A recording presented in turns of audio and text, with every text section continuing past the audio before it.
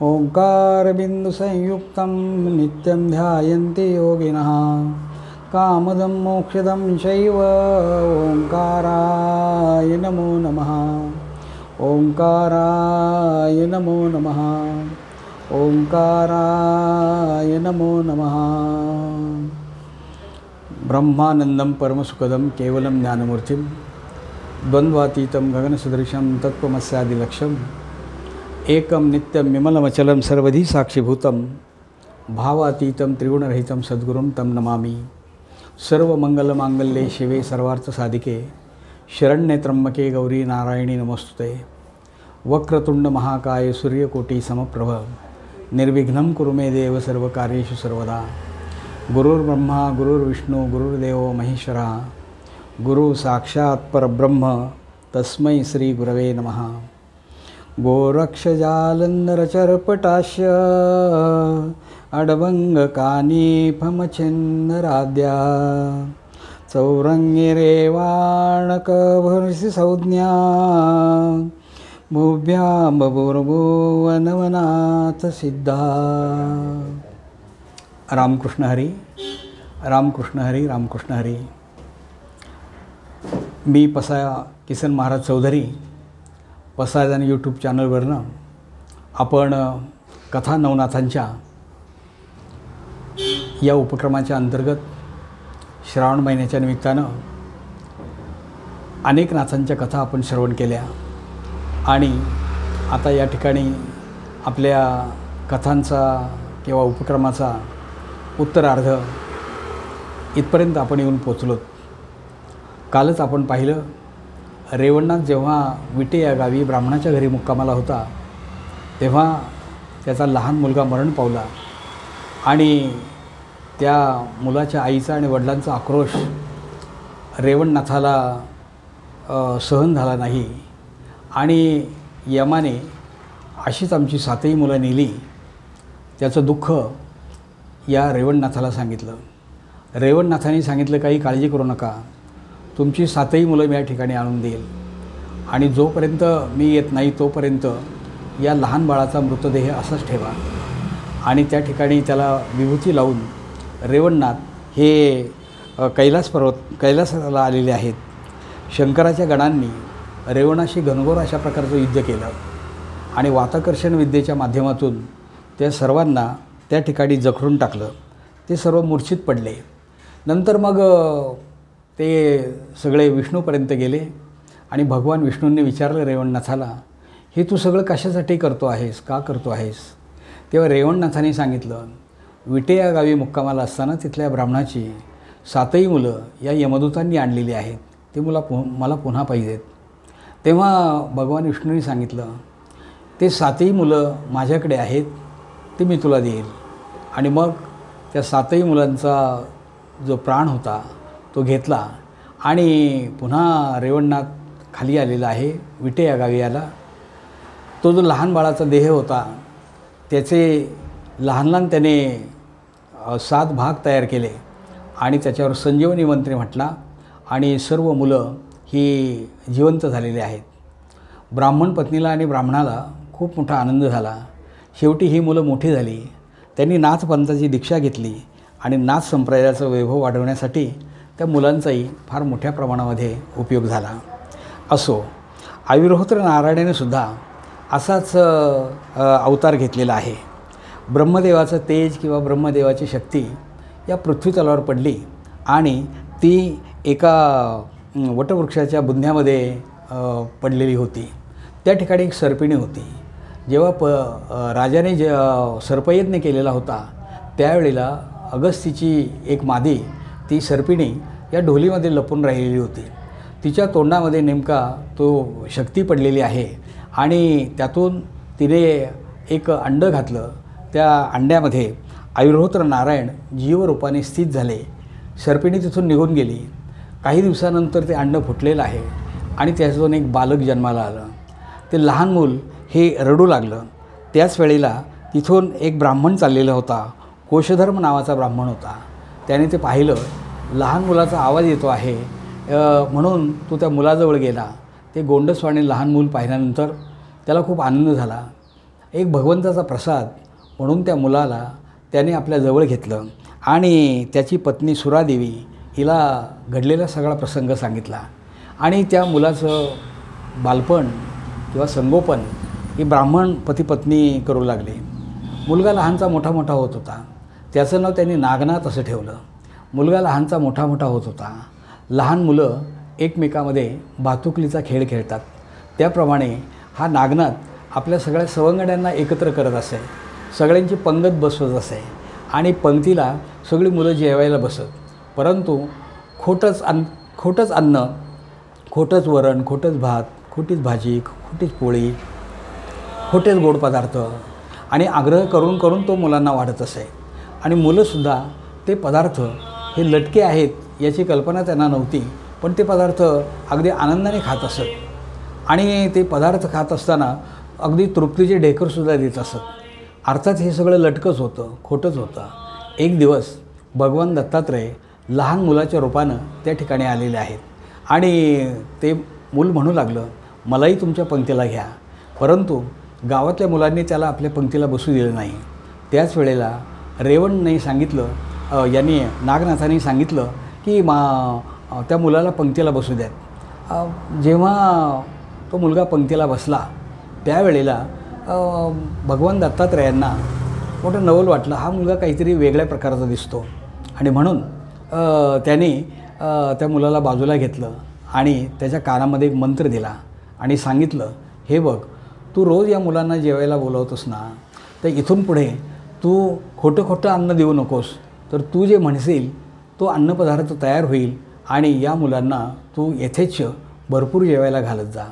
आणि त्या पद्धतीने मुलांच्या पंक्ती पडत असत आणि मुलांना भरपूर जेवायला मिळत असे. मुलं खूप आनंदी व्हायची. घरातले लोक विचार करायचे की घरामध्ये मुलं जेवत नाहीत आणि मुलं ही बाहेर जेवायला येतात कुठून, आणि म्हणून त्यांनी शोध घेतला. तर नागनाथ हा सर्व मुलांना जेवायला घालतो आहे हे त्यांना समजलं. वडिलांनी पण त्याची ताकद ओळखली आणि मग त्याला असं वाटलं, ही केवळ भगवान दत्तात्रयांची कृपा आहे, गुरुदेव दत्ताची कृपा आहे आणि त्याचं दर्शन दत्ताचं दर्शन त्याला झालं पाहिजे असा एक विचार वडिलांच्या मनामध्ये आला. मग माझे गुरु मला कुठं भेटतील, भगवान दत्तात्रय मला कुठे भेटतील. आता नागनाथ गुरुच्या शोधात होता आणि त्याला असं समजलं की भगवान दत्तात्रयांची दिनचर्या आणि त्या दिनचर्येमध्ये दुपारचं भोजन घेण्यासाठी ते कोल्हापूरला येतात.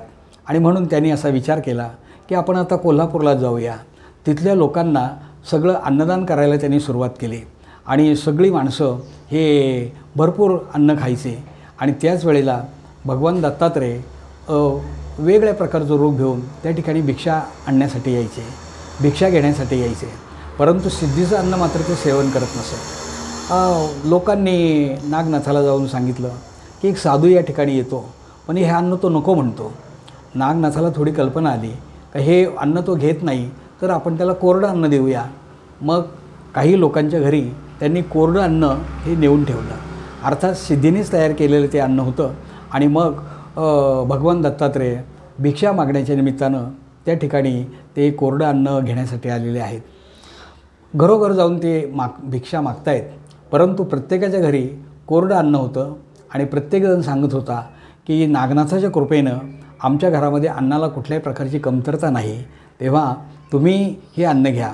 त्यावेळेला त्यांनी सांगितलं, हे अन्न मला चालणार नाही, हे अन्न मी घेत नाही. परंतु नागनाथाने काही लोकांना सांगून ठेवलं होतं की भिक्षा घेणारा जो साधू ज्या वेळेला तो हे अन्न नको म्हणेल त्यावेळेला तुम्ही पटकन मला सांगायला या. आणि भिक्षा मागणारा साधू अन्न नको नको म्हणतो आहे त्याच वेळेला काही लोक नागनाथाकडे गेले आणि त्याला सांगितलं असे असे एक साधू आलेले आहेत. नागनाथ पटकन त्या ठिकाणी गेले आणि भगवान दत्तात्रयांचे पाय धरले आणि सांगितलं, गुरुदेवा, तुम्ही मला आपल्यापासून एवढे दिवस का दूर केलं? मी तुमचीच वाट पाहत होतो, तेव्हा मला तुम्ही आपलंसं करून घ्या. भगवान दत्तात्रयांनी त्याला आता दर्शन दिलेलं आहे. आणि मग कोल्हापुरामध्ये गेल्यानंतर त्या दत्तात्रयांची आणि यांची भेट झालेली आहे. मग सगळीकडे आनंद झाला. नागनाथालाही खूप आनंद वाटलेला आहे. परंतु भगवान दत्तात्रयांना असं वाटलं की नागनाथाचं आता आपण काहीतरी कल्याण केलं पाहिजे. आणि म्हणून नागनाथ हे भगवान दत्तात्रयांच्याबरोबर पुढे चालू लागलेले आहेत. मजल दर मजल करत करत भगवान दत्तात्रयांनी आता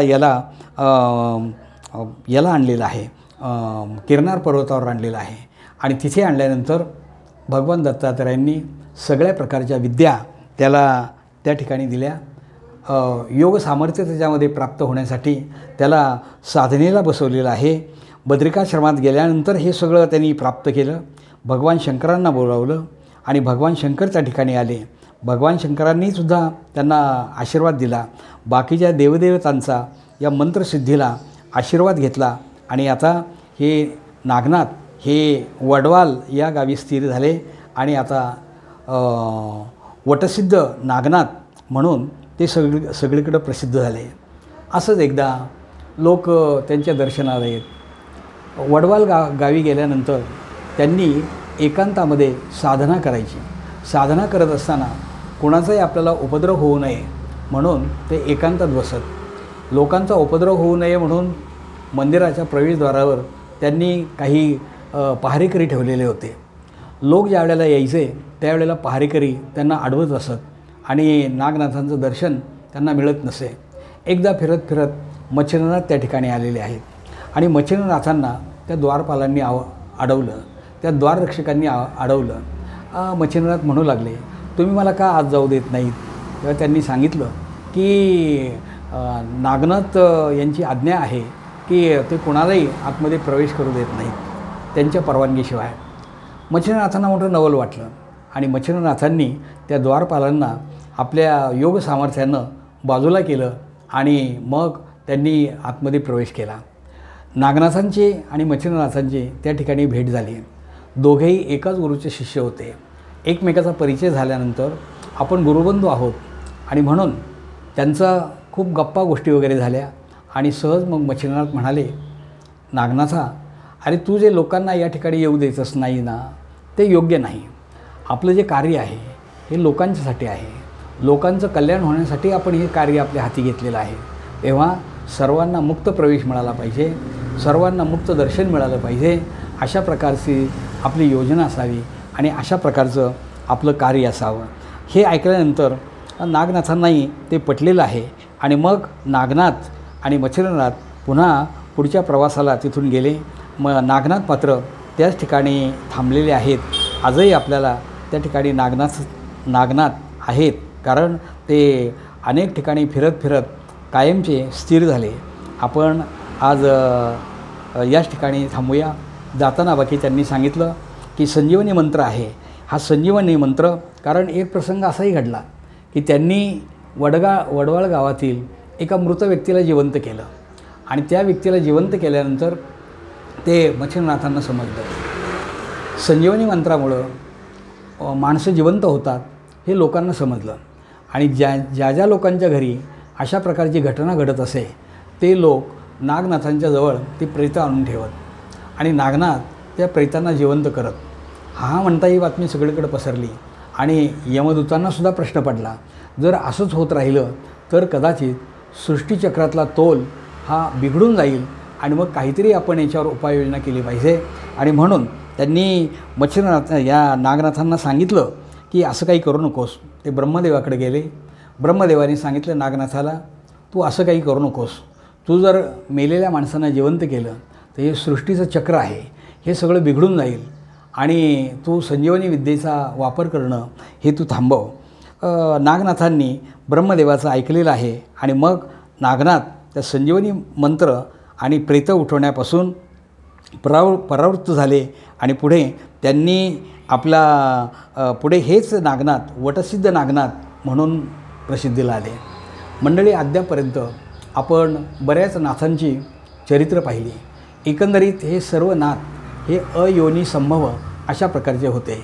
म्हणजे त्यांचे आई आणि वडील यांच्या पोटी त्यांचा जन्म झालेला नव्हता. तर चमस नारायण असेल, दुर्मिळ नारायण असेल, वेगवेगळ्या प्रकारचे नवनारायणचे करभंजन नारायण असेल, वेगवेगळ्या नारायणांनी अवतार घेतला आणि जगाच्या कल्याणासाठी हा नाथ संप्रदाय असाच पुढे चालू राहिला. अगदी आपण एक शेवटचीच कथा आपली राहिलेली आहे. ती कथा मी आपल्याला पुढच्या भागात सांगणार आहे. त्या कथेचं नाव आहे चरपटीनाथाचं आख्यान. चरपटीनाथ हे असेच एक नाथपंथातले सर्वश्रेष्ठ आणि एक वेगळे अशा प्रकारचे नाथ होऊन गेले. त्यांचं चरित्रसुद्धा अगदी पाहण्यासारखं आहे. पुढच्या भागामध्ये आपण त्या चरित्राचा विचार करणार आहोत. तुर्तास आपण याच ठिकाणी थांबूया. रामकृष्ण हरी, रामकृष्ण हरी, रामकृष्ण हरी.